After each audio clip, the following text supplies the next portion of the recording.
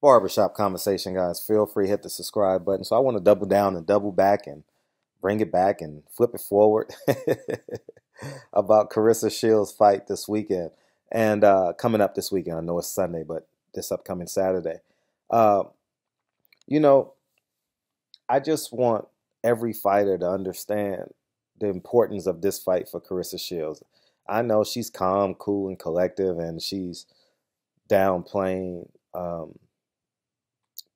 Hammer, and she's seen her style before, and that's quite possibly how she gets psyched up for the fight. And I'll she can do whatever she want to do. But I'll say this: uh, every weekend, or many weekends, not every weekend, many weekends, Claressa Shields spends a lot of time supporting other fighters, whether it's MMA. I follow her on Instagram, so I watch her stories quite often.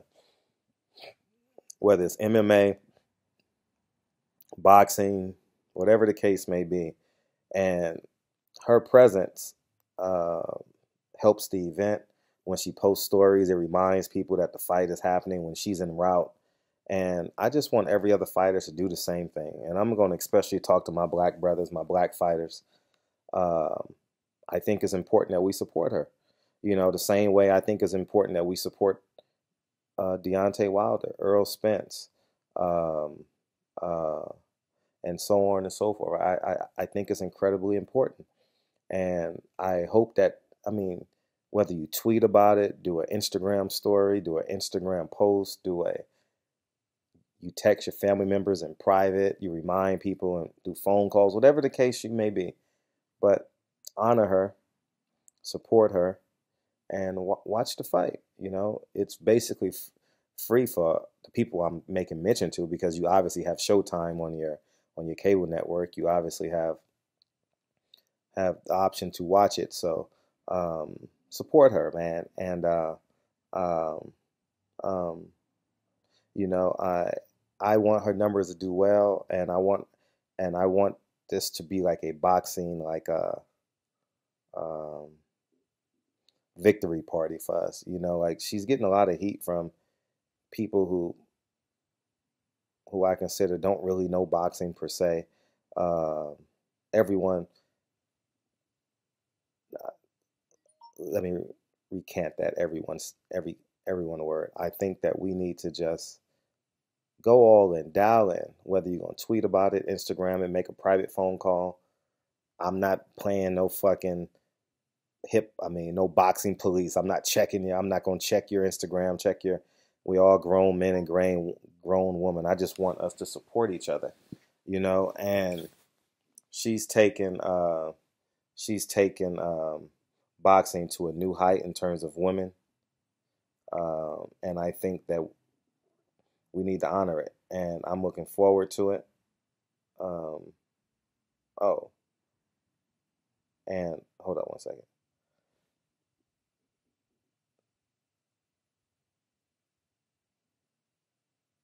One second. Let me reply to this text.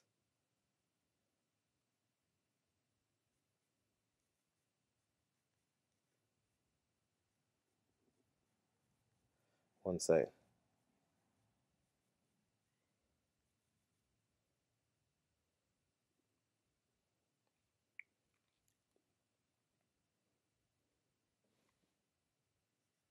Sorry, guys. We'll get it. And so I think it's just important that we honor her. And I know I'm being repetitive, and I'm basically gonna be saying the same thing all week, every week. I'm not breaking down this fight. I don't give a fuck. It's like when Deontay Wilder walks in the ring now. I don't give a fuck who he's fighting. I'm not breaking down no fucking fight. You know, a man that uh, speaks like he speaks in terms of the culture, I value it. That's just who I am as a person. The same thing goes for Claressa Shields. She's about to ascend to a place where a female boxer has never gone before. She's had two headliners on Showtime. Shout out to Shout out to Steven Espinoza too. Definitely shout out to Steve. He's putting his money where his mouth is. I honor minorities in high level positions, man. You know, and I salute Steven Espinoza for putting female boxing to the forefront, women's boxing to the forefront, and I'm excited. I'm excited for Saturday night, y'all. I'm excited. Uh, Lincoln and I are gonna be watching the fight. I'm gonna have to hold him and put him on my lap, because he's gonna run around and go get his iPad and go play trains. But we're gonna watch this fight Saturday night together, and it's gonna be fun. And I'm thoroughly excited. So, to all my black fighters, support your queen this weekend. Support your queen. She's getting attacked in the media for things that are out of her control. Support her this weekend, whether you're going to tweet it. I don't care what you do. I don't care how you make her event bigger, whether you're at the fight, whether you tweet, you're going to watch it. And I would expect the same thing for moving forward for Deontay Wilder when he fights May 18th. I hold a special place for my heart for people who speak and act black when it's time to speak and act black. I just hold them in high reverence. I hold them in high regards. It's just personally how I feel. They can't fight every battle. People can't fight every battle. You got to pick and choose. You're one human. You're one person. You have one heart. You have one spirit. And you have your whole entire life to live in accordance with your family and your personal goals. You can't be out here fighting every fucking obstacle in the face of her. And as we get older, we understand, do I want to get on YouTube and fight every battle? I can't physically do it. It's not enough time in the day, and it's only one of me. So that's why I think athletes deserve more credit, because when athletes speak up for us, especially the black culture, they're taking money out of their pocket on some level, in some way. Some white reporter is going to be mad at them and interview them and write negative articles about them, and some endorsement, some company may not want to endorse them. There's so many damn different ways. But I just want to say, Claressa Shields is a real one, and hopefully she, sometime after her victory, she come on Trill Boxing Talk and we can celebrate with her. We can talk shit and act like we on the porch in Norfolk, and my family is from Portsmouth, Virginia. And sit on the porch and talk shit and watch the cars go by, and because Trill Boxing Talk is basically the porch in somebody's house in the South, whether we playing dominoes on it or listening to our grandma speak. I consider that. I tell you guys, I consider that the epic center of like the LDBC and where we get our content from. You guys listen to my videos. I get a lot of content from and I actually have to go back at night and watch the whole show, because as I'm listening to the show at 7:45, I'm in the kitchen making breakfast and running the kids around, getting them ready for breakfast. So I always have to go back and listen to it at a later time in the day. But I always find a way to do it as best I can when I can, as you guys know. So that show has real value, along with everybody else channel. I don't give a, like I said, I don't care if you got 500 subscribers, man. Your commitment to the sport of boxing has value. So I genuinely appreciate you guys. And actually, I feel like going live right now, but it's kind of late. Everybody's asleep. It's 9:43 here in LA. And but anyways, man, I just want to say thank you. Claressa Shield, get it pop. Damn, they shooting. No, that's fireworks. That's fireworks. That's not gunshots. All right. So, because I'm like, for those of you who don't know my neighborhood, it's kind of really, really, it's not unique, but it's the realities of it, right? Crenshaw Boulevard. I'm gonna just give you guys, I'm changing subjects. I don't mind. You guys don't mind listening. If you're not, cut the video off now. I'm done talking about Claressa Shields. We got you. We got you this Saturday, Claressa Shield. I'm gonna do my best to make sure, but now I'm gonna talk about something else. So Crenshaw Boulevard, right? I'm in between Crenshaw Boulevard and Florence Avenue, right? Those are on the west side of Crenshaw Boulevard. It's like the Huxtables, per se, right? On the other side of Crenshaw, it's like good times. You know what I'm saying? In terms of the perspective, the mindset. I'm not saying the reality of it, but you guys understand what I'm saying. Where like the avenues is like hardworking families who left the hood, and mom and dad, work hard. They have hardworking jobs, and this is just a perception. I'm not saying it to be the reality, right? And whereas on the west of Crenshaw, where I live, I'm not separating myself. I'm just giving you guys the example where you got doctors and lawyers and movie producers and like the black elite, right, live in west of Crenshaw, right? And so, but it doesn't matter because I just told you, I thought I heard gunshots, right? It doesn't matter. Like the gunshots there's not an imaginary wall that separates me from Crenshaw because as soon as I leave my house, I go a quarter mile in either direction. I done left quote unquote my safety zone. You get what I'm saying? And I don't really consider this a safety zone. I just, is it safer? Is crime lower? Yeah, because there's more wherever there's more homes and less apartment buildings, and it's not segmented by like apartment building, church, liquor store. You're going to get wherever there's a high volume of transits. You're going to get a higher propensity of crime. That's just higher people, more crime. And when you live on a street where there's nothing but single family homes, the crimes will be lower. You get like home invasions and stuff of that nature. So that's literally the neighborhood I live in. And be honest with this, always been a dream of mine because I went to Horace Mann. I'm talking too much now, but it's Sunday night and I just put the kids to bed, so it's just me and the next 4 hours. So I'm gonna just share with you guys. I went to Horace Mann Middle School, and I'm more inclined to share these stories, obviously, because of the passing of Nipsey Hussle. So, um, um, so with that being said, um, I went to Horace Mann, and in the avenues, I thought the avenues was like amazing because I grew up on Florence and Hoover, right?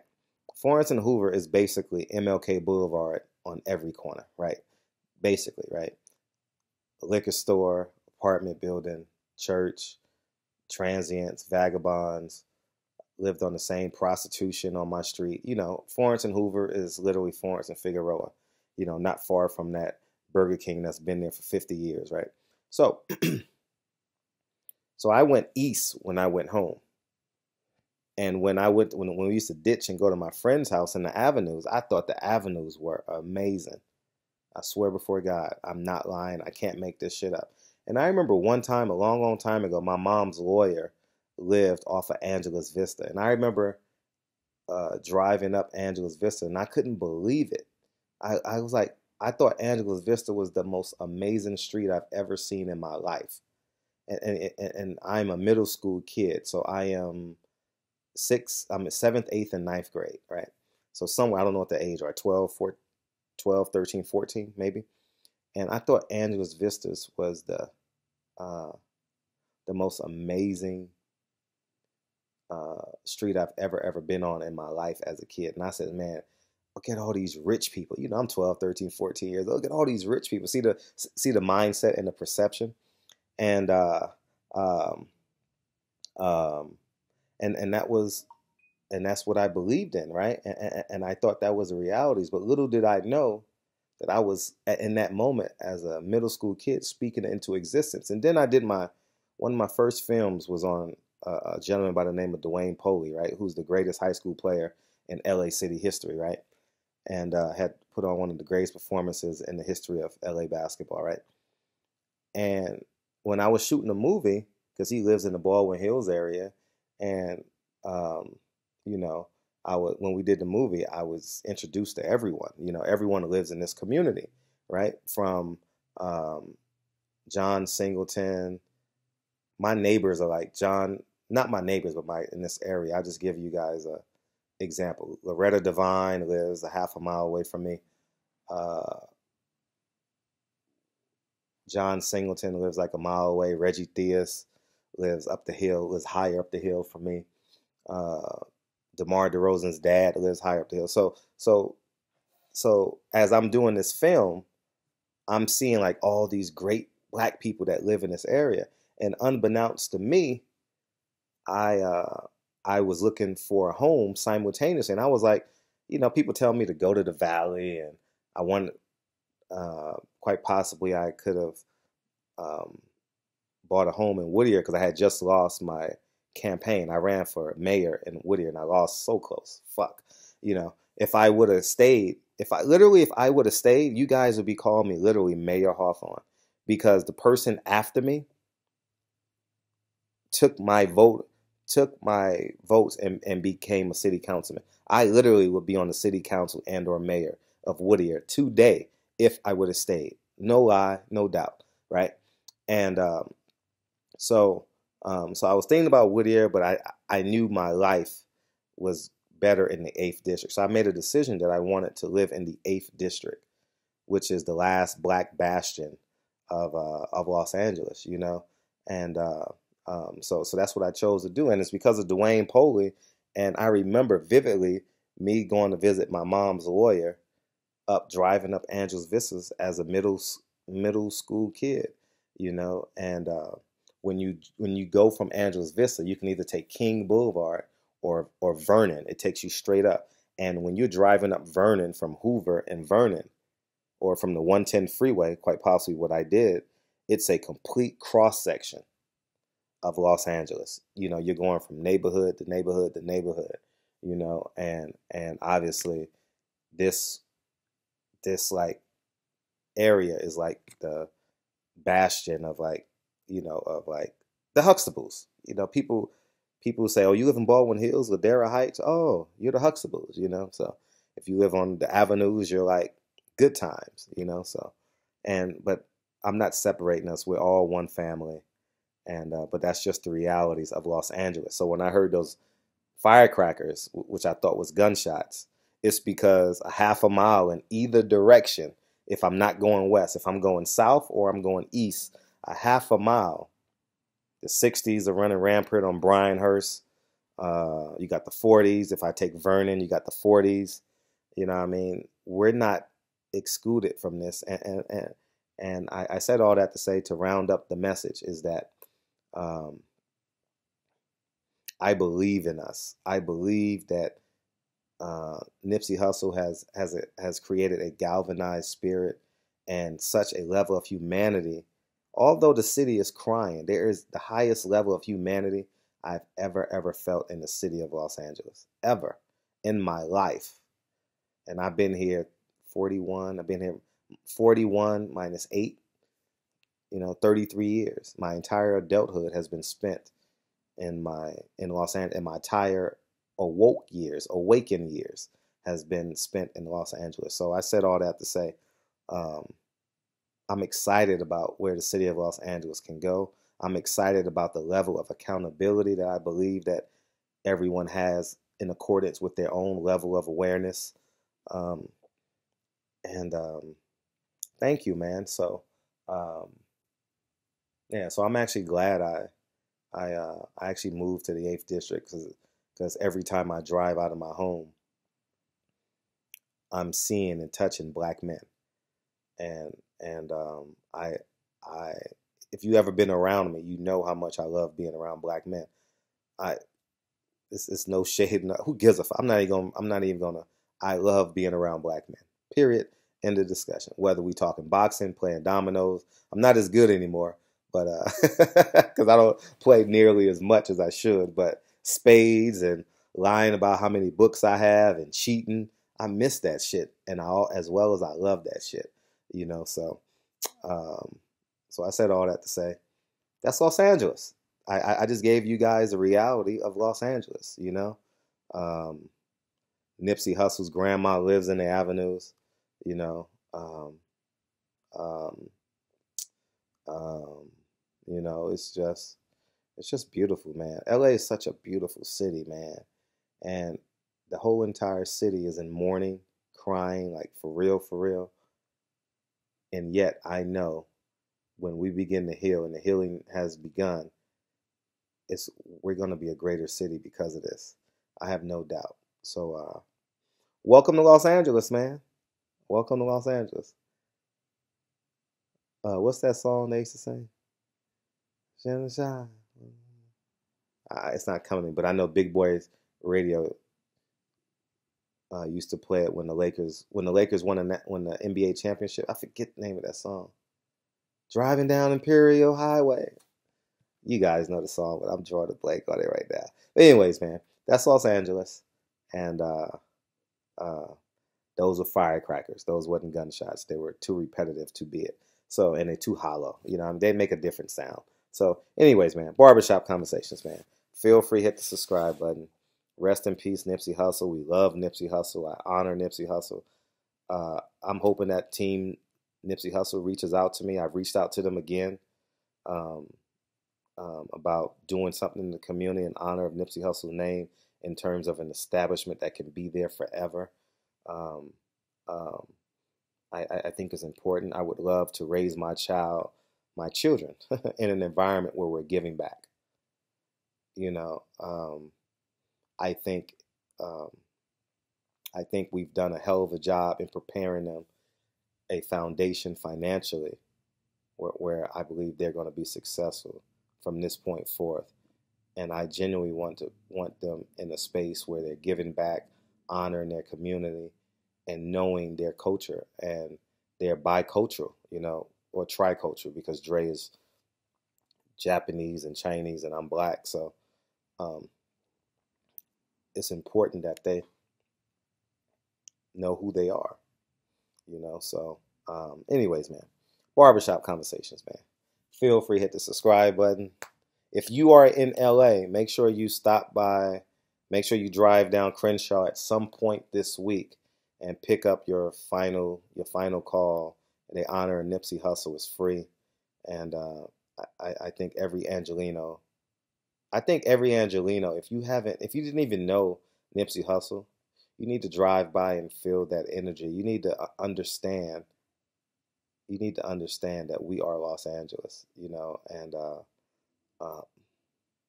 although I do rep New York, you know, I mean, especially when it comes to team sports. Outside of team sports, I'm basically an Angelino. Like I will never ever, I don't believe I'll live anywhere else um, until I get about 70. Maybe I'll want to move to Virginia and get a single level home. I have a 3-story home now, but I think 2.5 story, excuse me. So I think if I if I move, it will probably be like Virginia, where I get a single family home, 1,000 square foot home, or something. I can just walk in and park my car and just live my last days happy, you know. But before that, I think Los Angeles is the greatest city in the world, man.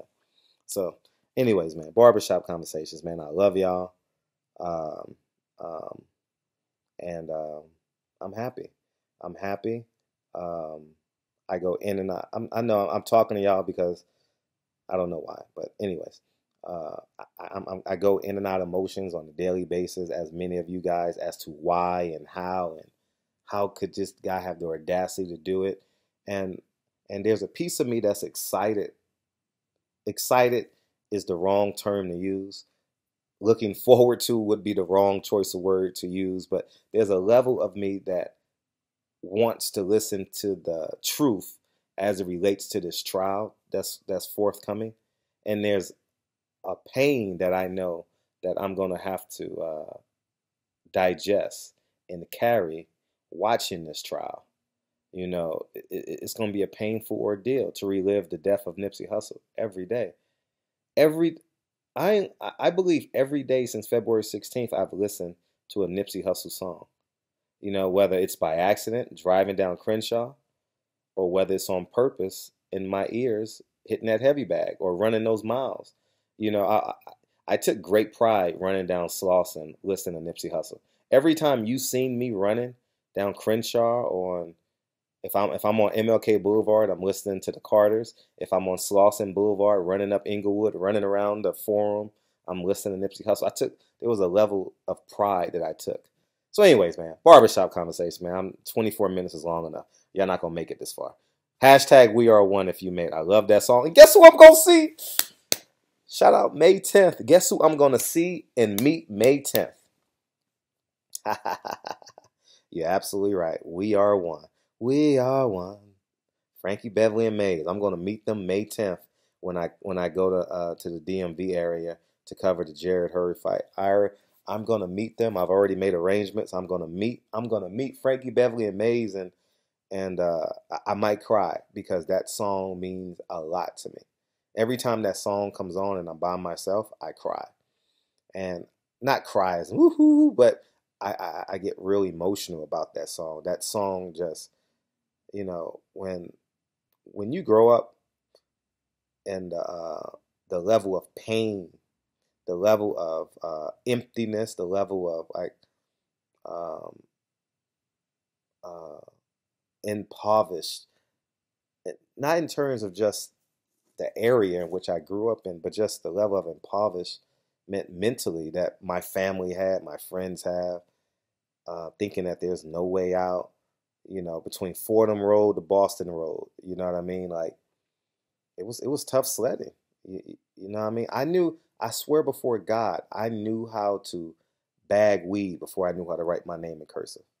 I'm being real. I used to weigh that shit on that white scale as a kid. Like as cornball as y'all might think I am, and I believe I am, you know, um, I learned how to do that before I learned how to spell my name in cursive. For real, I can honestly say that. Put the stems in. I mean, I mean, the trick in the bag is, Anyways, man, I don't want to talk. That's not neither here nor there. So all the niggas know what I'm talking about with the stem. So when you weighing that shit, but anyways, man. Um, um, So, anyways, I'm literally, you know what I'm literally visualizing right now? I know I'm rambling like a motherfucker right now. I read that scale, that white scale, man, that white plastic scale. Wow, I haven't had that thought in years. But getting back to that song, man, my mom playing that song and uh, her, that song and the Key of Life, the album The Key of Life. My mom, I used to hear it in my family. So like I get emotional because it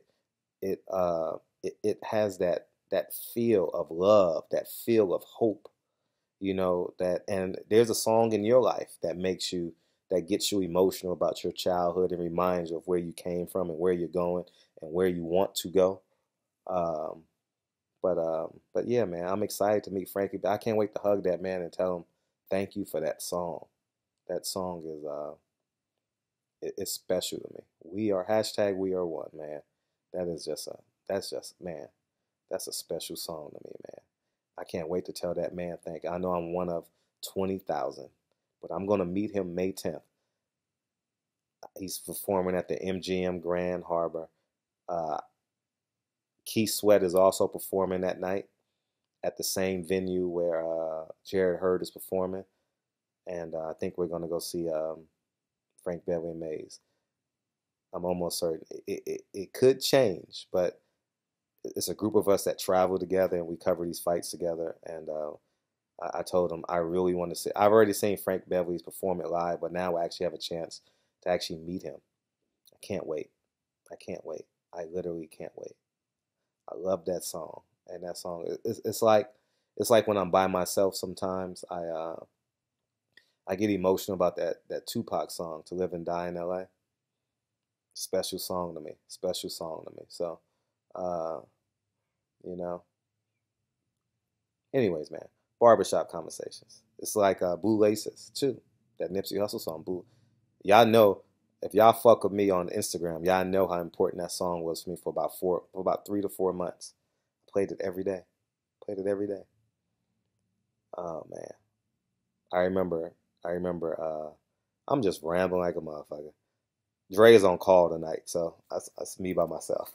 So, um, uh, um, I used to run by the Inglewood Cemetery. Not used to. I'm gonna start running back again after things calm down. I'm not gonna put myself in harm's way. But uh, I used to run by the Inglewood Cemetery and play the fuck out of that song because Daniel Freeman's hospital was on the west side of Prairie, and uh, the third verse he talks about dropping his friend off at Daniel Freeman's hospital when he got shot, and Daniel Freeman Hospital ain't there no more. So, anyways, man. So it's just so many, like that whole album is like I know like when he talks about Nick's check cashing and all that. I used to cash my checks at Nick's check cashing. Like it's the funniest shit ever, you know. So, anyways, man, when you're 14 and 15, you don't have a checking account, you know. So, anywho, man, I used to catch the 108 to the Fox Hills Mall when I was a kid and go to Copeland's and get two pair of shoes for $59. I know I just woke some of y'all niggas up with that shit. You know what I mean? You know, 69, two pair of shoes, Copeland's for $69. You used to get a pair of New Balances and a pair of cheap Nikes for $69. Y'all niggas know what's up. I ain't preaching to the choir. You know, we used to steal video games and shit. Yeah, I remember that shit. Go to Market Street and steal video. Man, come on, man. Come on, man. Market Street was like we used to steal everything on Market Street in Inglewood. Catch the Manchester bus, get off at Market Street and make it do what it do, baby. Barbershop conversations, man. Childhood, man. We as we grow, we got to get wiser. That's enough. We are one, man. I'm gonna listen to that song right now as soon as I hang up on title. Barbershop conversations. I love y'all. I'll holla. Peace.